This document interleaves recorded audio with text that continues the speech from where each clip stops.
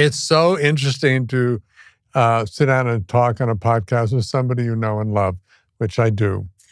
Likewise. I know Mary's your favorite, and unfortunately she can't be here. So. You're equal favorites. But she sends love. Oh, well, and I'll be seeing you guys for dinner. know. Yes. Tomorrow night. Yes. Yeah. Pre-celebrations for big birthday. No, right? Really, I'm going to be 80, and I just hate it. Yeah. It's you beat me by about a year. Really? Yeah. You know, I had a big birthday celebration for my 70th. Didn't faze me one way or another. Yeah. But 80, it's like, yeah, go away. It's just not a good one. This is my impression of baby, boomers passing the baton. No, not yet. No. Yeah. It kind of feels that way. Yeah. I sat there looking at, we have the wonderful research team. So I get to research even my own friends. But this is some of the, because it just cracks me up that what we're going to talk about. Grew up in Hollywood, your father, Edgar Bergen, and I'm just going to list stuff and we'll go back. Not arguably, one of the most famous people in Hollywood during that period in his life, he and Charlie McCarthy. Because he had a radio show. There was no TV yet. So radio was it. I mean, it was a major form of entertainment. And my father had a radio show that was very popular. It was like number 1 or number 2. So people listened to it, and he was very funny. It was very well written, even though he was a ventriloquist on radio. Right. I was going to ask you that. Such a contradiction. But did he do other things so people believed that he was indeed a ventriloquist? Otherwise, you're taking his word for it on radio. I think they just took his word for it. Charlie McCarthy. Charlie McCarthy. Charlie McCarthy. Yeah. Right. All right. We'll double back and get him in a minute. All right. As a young woman, young teen in Switzerland, you burned down a restaurant. No, don't respond. Don't respond, but it's true.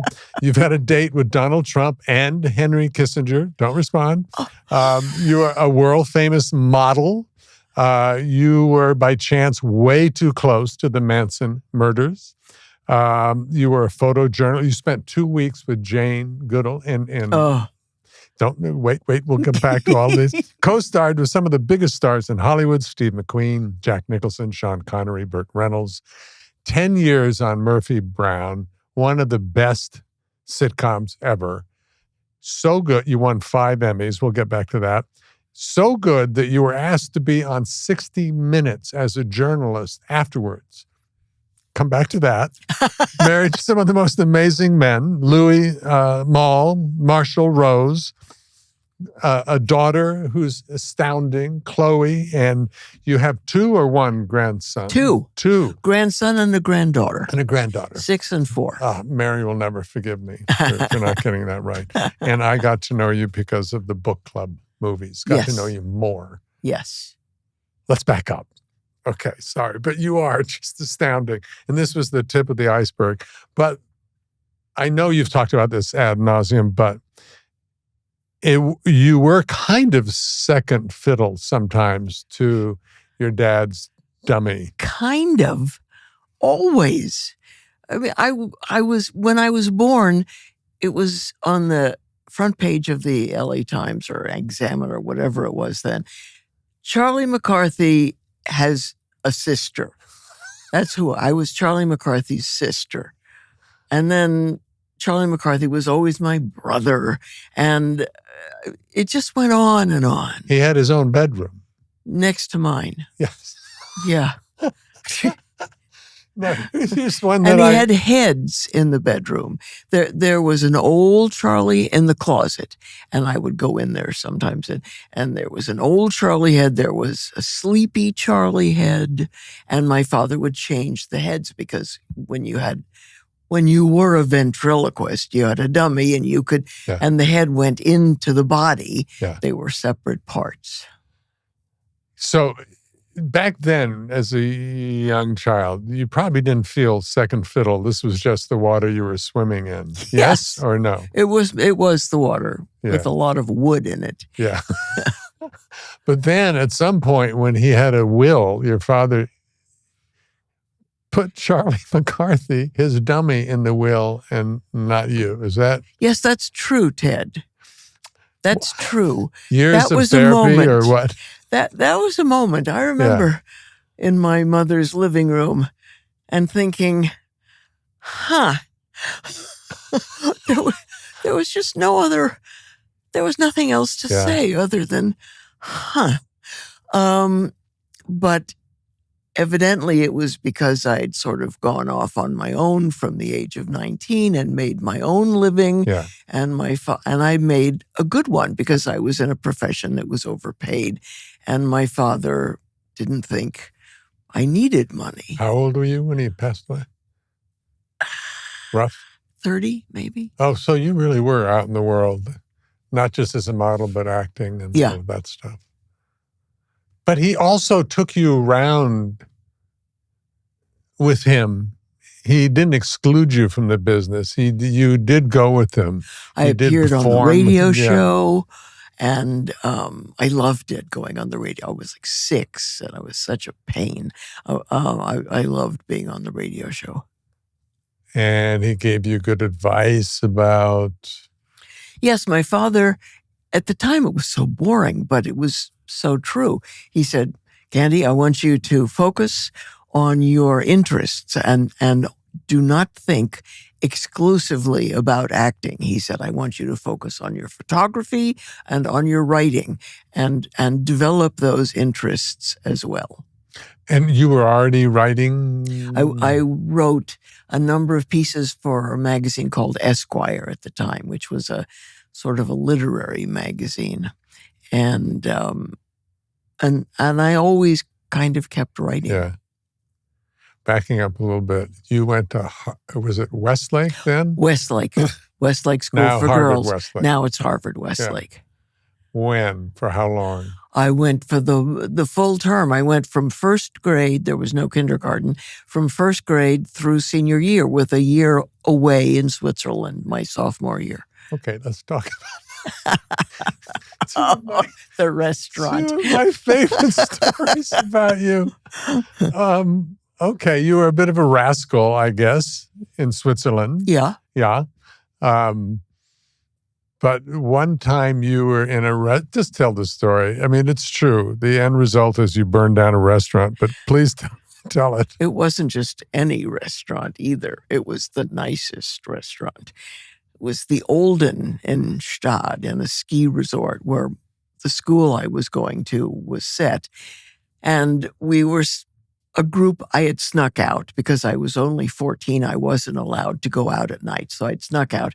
And I was sitting at a long table with other girls that were older, and we were drinking wine, which you could do in Switzerland because there was no age restriction. And I said, and we were having fondue, meat fondue, which is meat cooked in fat. And I said, let's flavor the fat. Let's put some wine in the fat.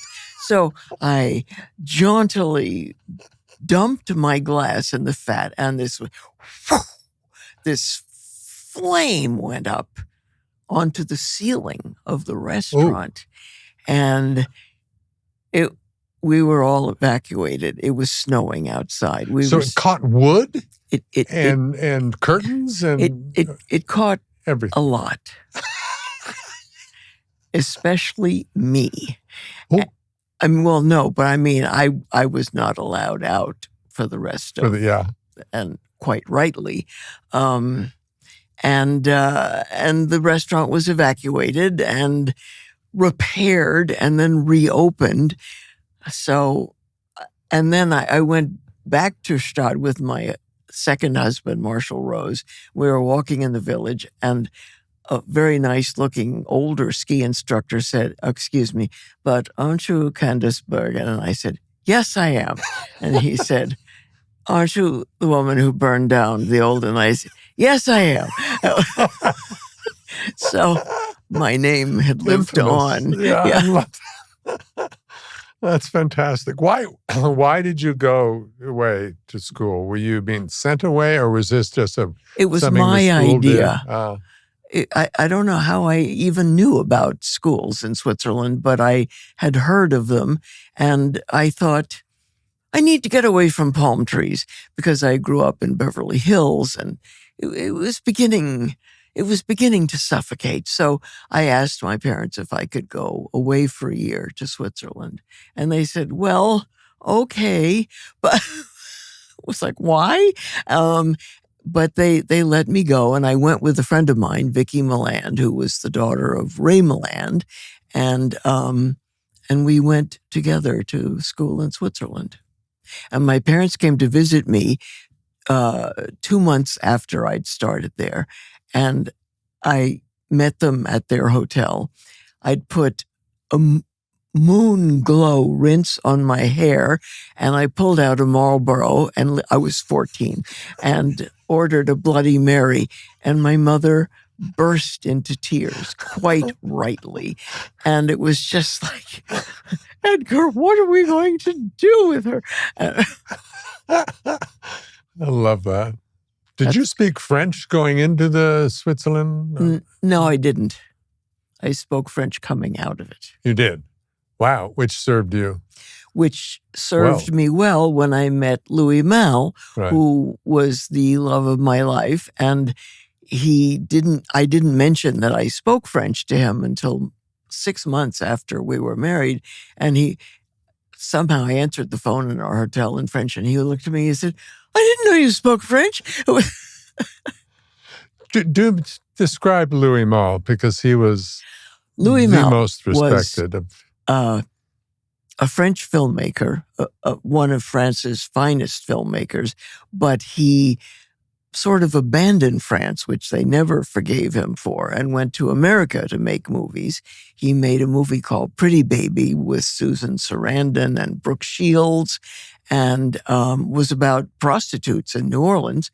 And he was a very gifted filmmaker, and from a very fine French family, which made light bulbs or something. He lived up in sort of above Paris. And I went to visit where he was born. Was really deadly. And he was a very cultivated, educated, charming. He was the most charming guy. How did you meet? We met at a party, a lunch or a dinner at Diane von Furstenberg's in Connecticut. And I was sitting next to him. I didn't know who he was. And we were sort of eating our whatever she served, very nice meals. And we were introducing ourselves. And he said, I'm Louis Malle. I went, you are?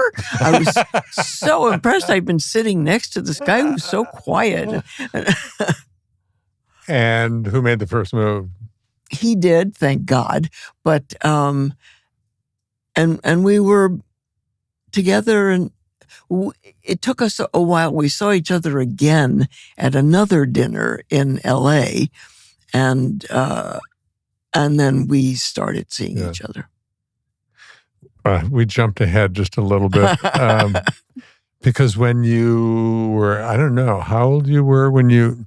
I'm going to bring up the time, the Manson kind of connection to your life. And one of my best friends was Guy Webster. Yeah. Who you knew as well. Yeah. I didn't know you were friends with Guy. Yeah. Guy and Leon, who was from also... Ojai? Yes, from Ojai. From Mary. Everything comes to me via Mary, except my kids. But I think Leon Webster, his wife, you may have modeled with at the same time. She was a world famous, all over the place model. But anyway, Guy was best friends with Terry Melcher. Yeah. And you were going out with Terry Melcher when you were, I don't know, young. Twice I went out with Terry when I was 15 or 16. And then again when I was 22, maybe. Right. And Terry is son of Doris Day Mm-hmm. and a big music producer. And you guys were living together in this house, right? And at that time, Manson fancied himself as perhaps a person of music and was trying to sell or get Terry interested. Do I have the story right? Yes, Terry went out to Manson, I think, was camping at a ranch in Malibu Canyon, and Terry went out. He wanted to he had a group of women who lived with him, and they wanted for Terry to hear them sing. And so Terry went out to hear them sing. And then somebody came to the door, and Terry and I were living together at a house up in a canyon of Beverly Hills, and someone came to the door, and it was, in fact, one of the Manson family members, and he was asking for Terry, and I just said, he's not here, and closed the door. But then I was called to testify when they were arrested for the murders. Then Manson went on. Manson knew the house because he had visited Terry there. And then one day Terry came home and he said, we're moving. And I went, oh, when? He said, today. And Terry had found out that Manson now knew where he lived, and he was afraid of Manson coming to exact revenge for not giving him a recording contract or whatever, which is what you do. Right. And so we left and moved to his mother's house at the beach. And then sometime later, that was rented by Sharon Tate. And then the house on the hill was rented by Sharon Tate. And then Sharon, who was at the time pregnant, had some guests over, and the Manson didn't come himself, but he sent members of the Manson family, and they were all murdered, and they were all horribly murdered. It really changed. I mean, I can only imagine. Changed L.A. overnight. Probably the whole country. Gates went up overnight. You locked your doors all of a sudden. You locked your doors, you locked your gates, and you did not let anyone in. Yeah. I know it was incredibly hard on Terry's life, had an impact, I think, for the rest of his life. Yeah. It should have. Yeah. No, of course. Was it must have rocked you as well. I mean. Yeah, we didn't find out who had committed the murders for months. Right. And I don't remember. Terry and I had separated, and I called him to see how he was. I was away someplace, maybe back east. And he said, I can't believe you called me now. He said, the police have just left, and they know who committed the murders. And it was Charles Manson. Wow. And you just, it was by a hair. Sure. Crazy. Sorry. I mean, it's not, but it is one of those stories that's just remarkable. Well, it affected the country, you're right. I mean, everybody was incredibly spooked by it. Yeah. Because no one was safe. That and Truman Capote's, I can't remember the name of Black the and White. In Cold Blood. Yes. That book also, not the book, but the book that was about the murders in the middle of the country. I can't remember where. Really were the kind of two events that changed us all. Oh, wait, we don't live in the 50s. We're vulnerable. So backing up again, in that time frame, won't hold this against you. Oh, God. No, it's funny. I love the story. That, I don't know, you were 18 or 19 or something, and you were at Penn? University of Pennsylvania. University of Pennsylvania. And you had a date with Donald Trump. Who was, one date. One date. Yes, one date. Very short a young date. Trump. Young Trump. Right. We're the same age. Who showed up in a maroon limousine and matching suit and vest and shoes, boots, maroon patent leather boots. Yeah. I love that story. And without any editorializing, I've heard you say, I was home by 9. Yeah. It was short.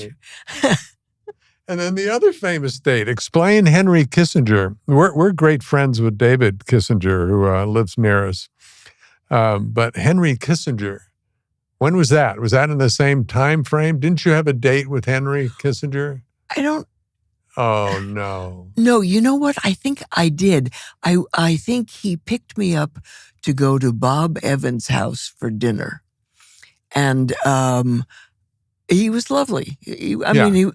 Henry was great company, and he was smart, beyond smart. Yeah, and had great manners, and he was lovely company. Yeah. So that's just a little tidbit. I love those little tidbits in your life. But now you're modeling. Then do you move to acting, and then becoming a photographer, photojournalist, or when did that photojournalist part of your life? That sort of was between the cracks from the beginning, from when I was 18, I think. Right. And so whenever I wasn't acting, I would go after, sort of follow stories. And then I got a job with the Today Show, which was a very different creature in those days. But I would tell them what I wanted to photograph. They'd approve it, and I'd go off and come back, and I'd make big prints of what I'd photographed. And I was so primitive. And I would say, and this is a picture of the Ku Klux Klan and a cross burning. And that's what I would do. And you did that? Yeah. Where'd you go for that? To Louisiana. David Yeah. Duke, who was the Grand Dragon of the Klan. You also, on the other flip side of that coin, you went to Africa for 2 weeks to be Jane Goodall, who had just written a book called In the Shadow of Man about the closeness between chimpanzees and humans. And I was just fascinated by her. And she didn't want anything to do with me. I wanted to go and visit her in Africa. She would, get away. And pretty good, by the way. And so finally, I just had to bribe my way in. So I got a magazine, a woman's magazine, to pay her $10,000, which she very much needed to keep her station, her research station, going on the shore of Lake Tanganyika. And I went there, and I went there in a little boat, and I was sort of had a seat on the top edge of the boat. And one of the men in the boat said, "You want to marry me?" I said, "No." He said, when he really didn't take it well. And so then when we came near the beach, they sort of circled in the area of the beach, but I had to get out in water up to my chest and held my cameras above my head, and I had a cheese. Jane Goodall had said, "You want to come and bring a cheese?" And so I had this 10-pound wheel of cheese in red wax on my head with my cameras, trying to not get the cheese wet, my cameras wet. And I stayed for 2 weeks on the beach. It was very primitive. I had just like a box with a screen door, and I was glad there was a screen door because the baboons would come in the morning, because I was stupid enough to have bananas. I took a couple of bananas because there wasn't much to eat there. Right. And so they'd come for my bananas, and I would like, go away. and so I would throw the bananas out the door, and then I'd tear out the door and go in the opposite direction to the camp to see if I could get any kind of coffee look-alike. Yeah. And did she let you tag along? Did you see gorillas or chimps? I didn't see gorillas. That there were chimpanzees. Right. Gorillas were Diane Fossey territory. Sorry, you're absolutely right. Yeah. And that was more toward the Congo, I believe. But the chimpanzees, and they were very leisurely. I mean, they just would lie about and they'd pick fleas off each other and they'd eat them like crackers and they were great. And Jane was eventually sort of let her guard down a little bit and would talk to me about stuff. And then I went home. I went home, which makes it sound easy. It was not. To go home, if you didn't go in a boat across the lake, there were no boats around that time. You had to climb up a really big mountain. And I had a pair of sneakers. All I brought. So you had to climb the mountain? Yeah. On the way out? Yeah.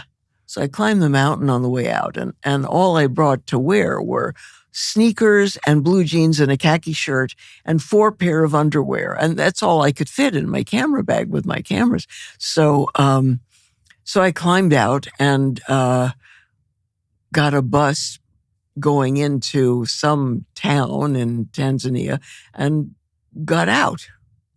Wow. Did you guys stay in touch over the years? I would see her. I'd go to events where she was, and she'd never recognize me. She wasn't really cuddly with me. And I think I sat at a dinner with her. Really? And Mary contends that she flirted terribly with me. Well, I know when I got there, she was still married to Hugo van Lawick, right, who was a baron, Baron Hugo van Lawick. And he was a very handsome, but slightly chimp-like man. And liked to groom his wife. And darling, could I root through your hair? She's one of those people that I got to meet 2 or 3 times. And oh no, here goes the neighborhood. Oh, honey.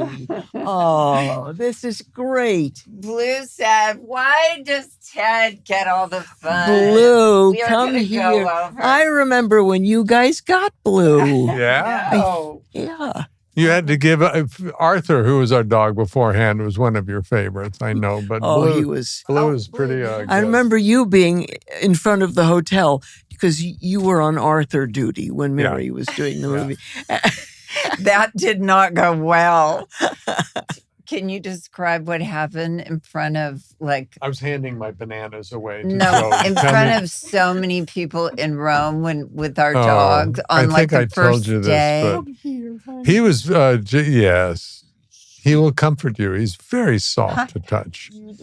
Y'all can't see him, but this is a beautiful dog over here. He's a beautiful... Aussie, an Australian Shepherd. Yeah. Yes, beautiful and so clean. Yeah. Very Blue, clean. Come here and I'll get you up here so people can enjoy Blue, come here. Your beauty. By the way, Jane Goodall paid no attention to me. I was just telling you. And loved Ted. Loved him. What do you expect? That's what happened. I've had to work at having you pay attention to me when Ted is around. It's very clear when we go out to dinner, Candice is very nice and asks me one question and then she's all over you. That's always the way it goes. We fight over you. That's the truth. What? Blue, come here. Oh, well. Blue's not on camera, so people are going to be very confused why we're... Oh, there we go. Ladies and gentlemen, Blue. Blue Steenburgen. Yeah. Wait, have you told them the name of your dog? Bruce? Bruce. And Bruce's brother? Lloyd. It's the best name It's one ever. of my best favorite names for a dog. Come on up. Okay. Now we got it. Now we got a podcast. Now we got a podcast. Yes, we do. I fell in love with you even more during the book club movies because you did love our dog, Arthur. Oh, I did. I did. Yeah. He was, and we flew with him to. Yeah. Yeah. Yeah. He was a smaller York version to- of this. L.A. We spent Mary's pretty much salary on getting Arthur to Rome. Because Arthur was not well. I'll just do this quick story about Arthur. Arthur was not well, and we said, well, we can't leave him. He and was say an goodbye. older dog. Older dog, and He was had almost 18. yeah, He was too old. he had intestinal problems. Let's put it that way. And we got to Rome, and my first day there, I think pretty much as we were getting out, I said of the car from the airport to the Hotel de Russi, which we loved. I needed to go to the bathroom. So I was just praying to get far enough away from the entrance to the hotel before he exploded. But I didn't. He right there in front of everybody.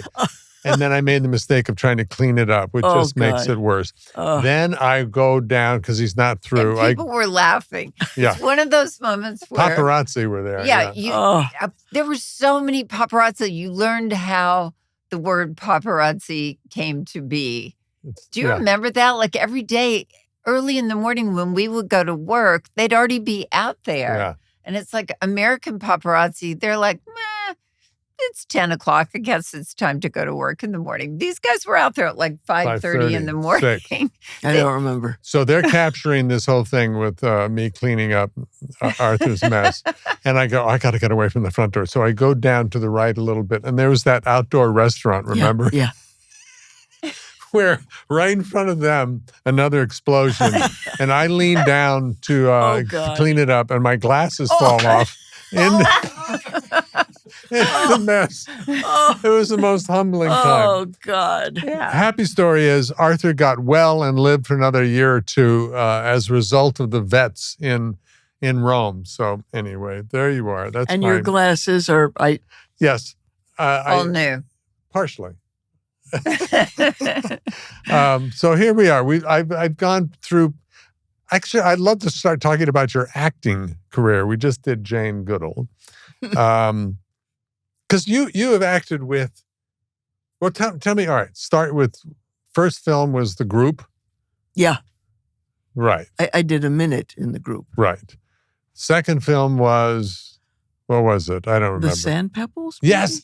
Thank you. Sand Pebbles, which you were really, really good in. And That was forever in Taiwan. And Taiwan in those days, there was no plumbing. So you'd be driving to work and people would be squatting over the curb. You go, oh. And it was How old were you? 20. wow. How Wow. long were you there? I was in Taiwan for 5 months. And then I was it was endless. I was in the Golden Dragon Suite, and I ordered oatmeal one morning, and they brought me half a watermelon. So that's how it went. And then we went to Hong Kong. Yeah. We moved, which was heavenly. We were there for a month and a half, and then we went to Malibu Canyon. I mean, it just went on. Wow. I was about 30 when we finished the movie. I just went forever. Okay, I hate people asking what was it like to work with questions, but come on. Steve McQueen. He was great with me. He was great with me. He was, I mean, of course he had a motorcycle there. He had whatever he wanted there. And I was dressed like a missionary. So it was not a fashionable thing. And so he would say, want to go on my back? I said, sure, Steve. And I'd hop on his back and we'd go off down the beach in the middle of shooting. And they'd say, okay, Steve. And nobody knew where he was. Yeah. I mean, you were just, and he traveled with 3 guys. They were like 3 goons. And then on the weekends, they beat people up. It was kind of like, Really? yeah, it was like gym or something. I mean, they wouldn't kill people, but the room in Asia, you have room boys. You have they are not boys, they're men, but they're called room boys, and they're on the corner of every hall. And if you need anything, they will get it for you. So they would, let's go beat up a room boy. It was like, ugh. So the room boys got organized. And I mean, there were brawls going on at night. And wow. it wow. was crazy. Don't you love how I went, tell me, Candice, what's it like to work with Steve McQueen? Oh, sorry, Steve. There you are. Wow. But he was great to me, and he was wonderful in that movie. Yeah, he was really good. Yeah, the whole movie was really good. Richard Crenna was in it, and also very good. It was about the sand pebbles. It was the San Pablo. The gunboat was called the San Pablo, and they would call them the sand pebbles. The sailors, the sand pebbles. Thank you. And was it the Boxer Rebellion? Yeah, the Boxer Rebellion. Yeah. Really good movie, and you were wonderful in it. You were wonderful, but you didn't really know. I didn't know. Take acting. I had no idea what I was doing. Yeah, and but I tested for it. They said, "Okay, go," and then when they said, "Okay, go," little did I realize that it would be to spend the rest of my life in Asia, because it just never ended. Yeah. What's the longest movie you've ever been on? It wasn't a movie. Oh, it was BBC. I did for the BBC. I did F. Scott Fitzgerald's Tender as the Night and played Nicole Diver. And it was barely seen in the U.S., but the thing that it brought me was that Audrey Hepburn had watched it 3 times in 3 different languages.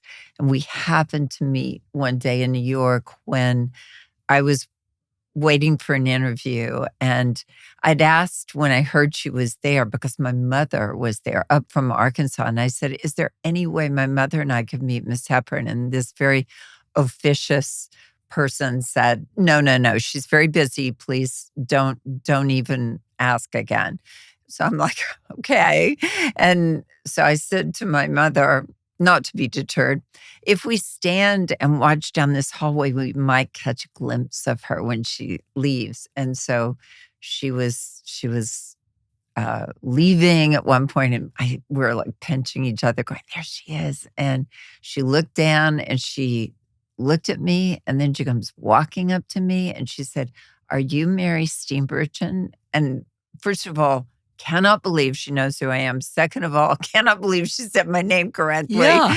And then I said, yes. And she goes, I've seen Tender as the Night 3 times in 3 different languages.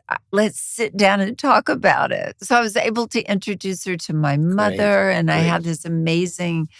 And she kissed your cheeks. 1, 2, 3. Yes, she said, may I kiss you? And I said, yes. And she kisses 3 times. You're very European. You're used to all these things. But a kid from Arkansas, I was pretty blown away to all that. I love that stuff. story. Yeah. Let's jump around. Who cares? What's some of your first memories of Candice and meeting her? Well, I met you early on when we were doing our 1 year. We did a series. Diane English wrote Ink. Right. And you played Ted's girlfriend or date. You guys dated or something for a while in the I show. looked that up this morning on Google, and they have no record of it. But I do believe we even kissed. I'm just saying. I think we did, very chastely, but that was actually. I think in Ted's mind it was much. It was much full more. on. It was a full on kiss, Candice. Ted had a lot of fantasies about it. And then she tilted her chin up just. Oh, I love that. It didn't even make Google, but in your mind, it was like the hottest scene in all of television. But was book club the first time you guys really got to hang out? Well, the crazy thing about book club was it was Candice, myself, Jane Fonda, and Diane Keaton. Still have trouble talking about her in the past tense, so maybe I won't. But anyway, none of us had worked together, really. We had been on the same show, but I don't think we had scenes together, or if we did, it was very minimal. But all four of us had not worked together. But I will tell you Jane's best story about meeting Candice, which was when they were teenagers. Well, Candice was a teenager. I don't know if Jane was a teenager. No offense, Jane, but she's a little bit older than Candice. But Jane was dating someone. Sandy Whitelaw. Okay. Oh, wow. And Sandy, they were talking about beauties or the most beautiful people in Los Angeles or something one night. And he said, I know who the most beautiful person in Los Angeles is. I've seen her. And it's Edgar Bergen's daughter, and Candice Bergen. And Jane goes, well, I have to see her. And he goes, well, I actually have a reason to have to go over there. If you want to tag along, she might be there. And so they come over to your house, and you're, I think, about 16 or something. And you had climbed up on a ladder. It's just such a perfect visual, You'd climbed up on a ladder in the library, and you're like getting a book, and they walk in, and you're getting the book, and then you turn around, blonde hair, swirls around, and you look at them, and Jane goes, oh my God, you are right. And that was the first time she ever saw you. And you became known from that moment on to anyone they would talk to as the single most beautiful human in Los Angeles. And, which went over your head completely back in the early you could days. care less. Yeah. Although you did say, I read in some interview, you said it does give you a certain amount of license. To be really beautiful. Being beautiful is sometimes also, you cut too many corners in a way that, if you walked in the room without being so beautiful, maybe your brain would have had to work harder or faster or something. Certainly it dumbs you down. Yeah, I didn't want to say that in front of you, but those are the words. How do you feel, Ted? Because you're known as quite beautiful. Terrible. And it succeeded in dumbing me down. Okay, jumping around back because we mentioned Ink and Diane English. How did that come about? Murphy Brown, which was just huge, but how did it come about in the very beginning? Do you remember the first? I remember when she and her ex-husband, who was a producer, and came to my apartment and to meet me, because I think my agent, who was Brian Lord, a baby Brian Lord at the time, suggested me, and they were like, really? And I met with them, and then they gave me the script, and I read the script, and I said, I want to do this, and Brian, please get this for me. And then I read the script for them at Diane's house in Malibu Canyon, where they then lived. And it was done. Had you done theater before then? No, had you done anything in front of a live audience? No. Wow. Did you take to that right away? Because you did. It was 4-camera live audience, right? Yeah, which was invented by Desi Arnaz. I know. I love that. I have his book. I love that. At Paramount. Yes. Yeah. Yeah.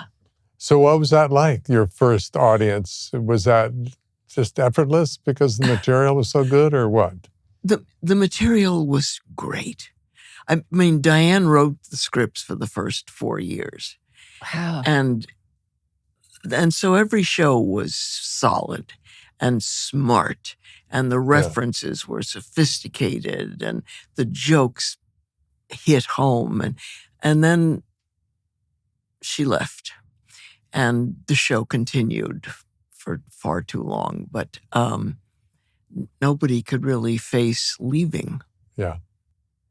But well, you also won a jillion awards as it kept going. I mean, I feel like 5 Emmys. You won 5 Emmys. And here's what I'm so glad we brought this up because it just irritates me no end. Mostly because you won 5 and I won 2. But besides this is the killer. After 5, you told people, I don't want to be nominated anymore. Oh my God, I read that. Yeah, that's wrong. That's just wrong for the rest of us. That's right, I did.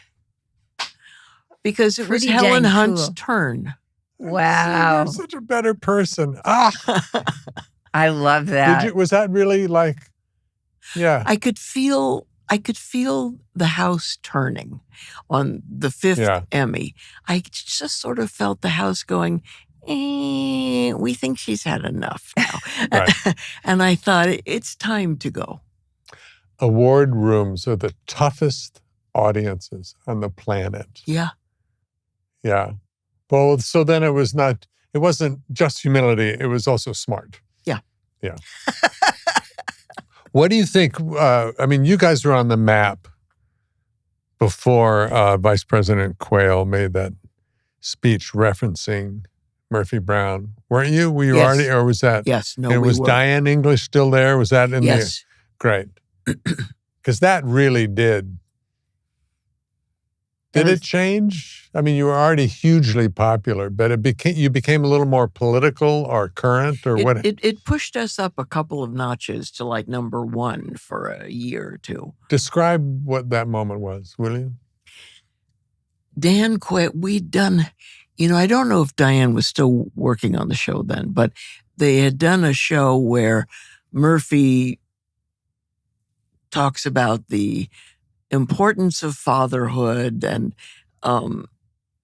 it was felt that we were dismissing fathers as a critical component of the family. And in fact, because Murphy had a baby, so it was like, what do we do with Murphy? Let's make her pregnant. Okay. And then, well, who's the father? Ex-husband. And so it wasn't completely like a random thing, right? But it caused a big hoo-ha in the audience, in the viewership, and somebody had made many people were quoting Dan Quayle in it, and Dan Quayle then made a rebuttal speech saying, and Murphy Brown. I can still hear it in my ears, but not exactly. Dismissing the importance of fatherhood and calling it just another lifestyle choice. And so I just stayed in my room. I didn't come out of the house while it was going on because it was so huge. It was on the front page of above the fold of every paper, including the Times. And I was like, yeah, it was just too much for me. Yeah. So Diane handled it. I never said a word. And she handled it in her writing in Yes. the Murphy Brown, Yeah. where you did address it. Yes. Yeah. Yeah. Isn't that amazing? Wow. Diane English, really good writer. Yes. Yeah. You're still friends, yes? Yeah. We don't see her as often as we used to, but she's quite amazing. Yeah. We saw each other for dinner here. Good. You mean, now, let me ask you, was that before our dinner or is it, who's first usually on your call? Our dinner is I hate tomorrow this. night, Ted. Oh, I hate this. All right, Are you messing with the space-time continuum here or something? In Yes. real life, our dinner is tomorrow night. Yes, that's Just true. in case she has other plans. I'm all over the place, but after Murphy Brown, 60 Minutes, this I just love, reached out to you, CBS 60 Minutes, and asked you if you wanted to join the team of 60 Minutes as a journalist. Correct? Yes, they did. They did. I'm not sure that the regular correspondents supported this as an idea. In fact, they didn't. It was like, what are you doing? But the head of 60 Minutes said, would you consider? And we did a test. I interviewed some Oakland official. It was a disaster. But he said, would you like to be a 60 Minutes correspondent? I said, well, sure, but can I still do movies? And he said, no. So I said, well, no. I said, I want a little more latitude. He said, well, you can't have it. So I didn't do it. What do you think they saw in you? Do you think they were hiring Murphy Brown? Or do you think they were, because you had written amazing, you're a really brilliant writer. Oh my God. Right? I love your books. I love your writing. And your I articles. love even my emails from you. They're hilarious. And they shall remain between us. But it's tempting because they're so freaking funny. So do you think they saw you as a writer and thought, well, she's very good as a writer? Or I don't know what they saw me as because it only lasted a few minutes. Oh, really? Okay. I love where you live. We won't say where, but I love that you can. My house is gone. We know that. Yeah. But where you are now? Well, in New York. In New York. Yeah. Yes. But Candice lost her home in the Palisades fire. And was that everything from your childhood there? Wow. Yeah. So all the photographs of Chloe and you guys and your history was there. I mean, we have some of them in New York, but the major part was there. It's so strange and horrible and scary. It was a very mismanaged fire. That's what we're beginning to learn, huh? Where were you? Were you in New York? I had left the morning of the fire to go back to New York. Nobody knew the fire was coming. Yeah. And by the time I got to New York, my house was gone. Wow. Yeah. Wow. You talked once about, because we didn't drive up into the Palisades for months. It was blocked. Devastating. It was blocked, but then it was also devastating. And I guess part of me was whatever. I didn't want to be devastated. It was very hard. But you told the story of driving with your brother and somebody else for the first time. And it was just so overwhelming that your brain just kind of shut down and you'd fall asleep and wake up and fall asleep. Amazing. Yeah. It was just too much. Yeah. Can you look at, because you have experience, we all have, but you've experienced some big losses in life. People, homes, things like that. How do you handle, do you think, grief, sadness?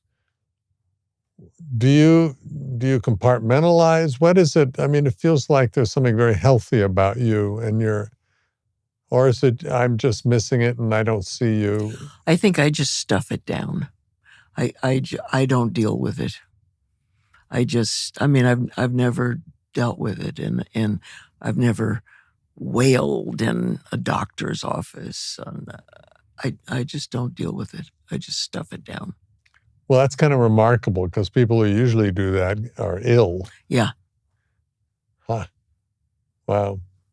Well, good for you. Thank you for being here and healthy. You are also an amazing listener. So you do let other people talk about their feelings to you. Well, you know, it's important. Yeah. Yeah. The invitation's always there. Should you need to wail, I am here. Thank you, honey. I thought I could poke and pinch and make you cry, but I guess I'm not gonna. No. Shoot. Okay. I've got... She could make you cry easier than... I have armor that you have no idea the depth of. Just as a commentary on my skills as a podcaster, that's what Blue thinks. Is he sound asleep? Yes. He's sound asleep, waiting for the door to open so his life can continue. He's got his eyeball. just so sweet. grandmother, mother, life is good. Yeah.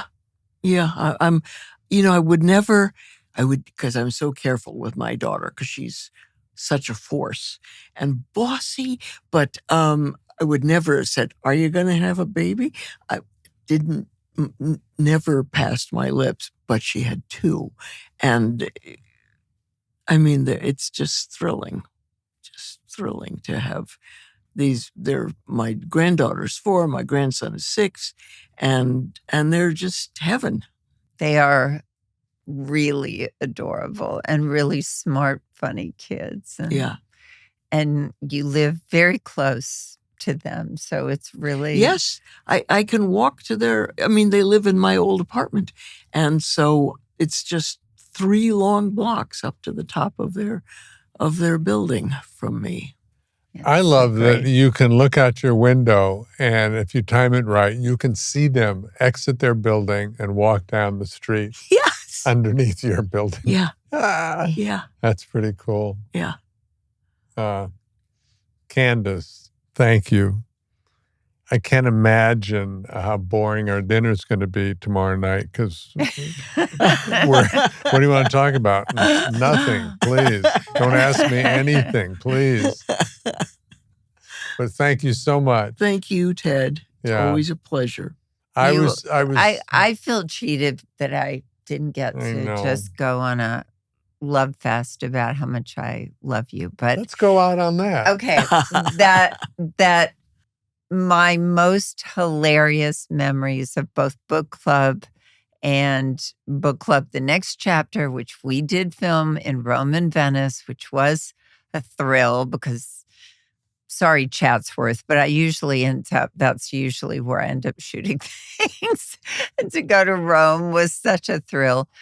But from Candice was a terrible influence on me because I've never had a drink when I work. Mm-hmm. And on the very first night at the Hotel de Russi, you had this lovely pink thing in a goblet. I had no idea what it was. And you said, an Aperol Spritz. That's what you have to drink in Rome. So I'm like, okay, I'll have one. And then every night I had to have one. And I don't even drink.